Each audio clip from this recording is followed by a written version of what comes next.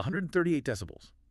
That is technically the threshold of physical pain. Yeah, it really is. Right. And at a live show, it's that sound pressure that just compresses your chest, Yeah. It blurs your vision. Oh, absolutely. But controlling that level of earth-shaking raw energy, it isn't just about massive wooden boxes pushing air anymore. It's being managed over standard data networks now. So welcome to this custom deep dive. Glad to be here. Today, our mission is to uncover the staggering, tech-driving, modern venue audio.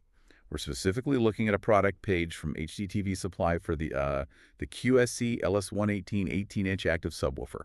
Okay, let's unpack this because the sheer scale of the hardware here is just mind-blowing. It really is. I mean, we are looking at a purpose-designed 18-inch driver, and it's powered by a 4,000-watt Class D amplifier. 4,000 watts. Right, and that amp is the engine generating that crazy 138 decibels of peak output.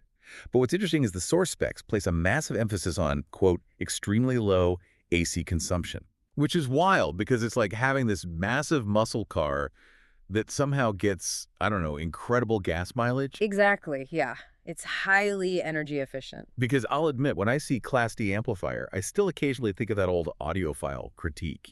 Like, sure, it's great for efficiency, but maybe a bit clinical compared to traditional analog amps. Sure, the classic analog versus digital debate. But to get 4,000 watts without literally blowing a venue's electrical grid, you have to use Class D. Right, you blow the breakers otherwise. Exactly. Instead of an old analog dimmer switch that just bleeds off excess energy as heat, it's more like a strobe light flickering on and off thousands of times a second. It only draws power exactly when it's needed. Wow, okay. That rapid switching mechanism is the key here. By modulating the width of the digital pulses, modern Class D amps convert almost all of that electrical draw straight into acoustic output rather than just wasting it as thermal energy. Makes sense. So the venue gets the physical thumping energy it needs for thousands of people, and the switching tech has evolved so much that the audio fidelity is absolutely pristine. Pristine, right. But power needs a brain, though. This sub uses Dante Digital Audio over IP and the QSC SysNav app. Yeah, highly networked. Meaning we're routing audio and telemetry over standard Ethernet. Ugh. My immediate pushback here is latency. Like, are we talking about a speaker or an IT server room? Because when you deal with live audio, a data packet arriving even a millisecond late creates a noticeable echo. What's fascinating here is that modern live sound is essentially a high-speed data network. The Dante protocol achieves microsecond synchronization across the entire network. Wait, microsecond? Yes, microsecond. And that incredibly tight, low-latency precision is what allows the acoustic linear phase, or ALP design, to actually work. Right, because ALP isn't just a physical design. It uses onboard digital signal processing to perfectly align the time delay and phase response of multiple speakers, right? You've got it.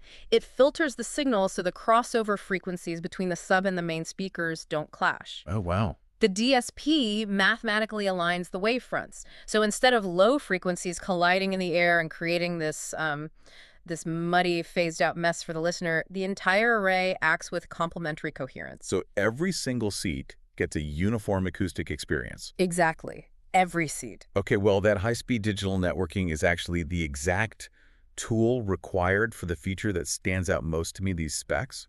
Here's where it gets really interesting. Yeah.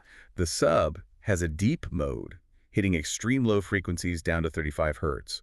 But it also features a cardioid radiation mode. Yeah. Historically, trying to control bass meant building massive physical bass traps because low frequencies are inherently omnidirectional. They bleed everywhere, yeah. Bouncing off the back wall, shaking the stage. Right, so how do you point an earthquake? It's a great question. If we connect this to the bigger picture, fixing that physical acoustic problem used to be nearly impossible in a live setting.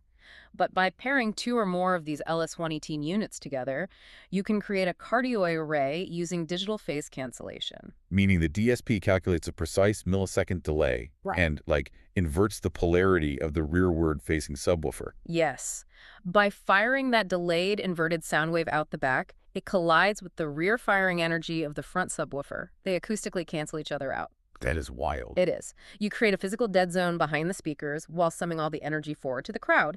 You are essentially steering an earthquake with math. Steering an earthquake with math, and doing it with a piece of hardware that is built like a tank. Physically, we're talking about a 110-pound, 15-millimeter birch plywood cabinet. A heavy-duty piece of gear. Seriously.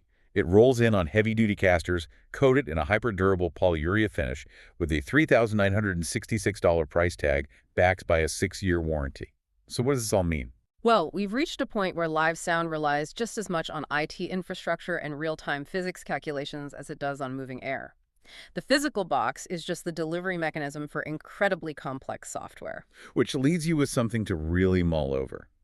If a subwoofer is no longer a passive wooden box, but a highly networked, digitally steerable smart device, how long until AI algorithms are actively mixing the bass of the live concert you're attending in real time, based on the acoustics of the shifting crowd?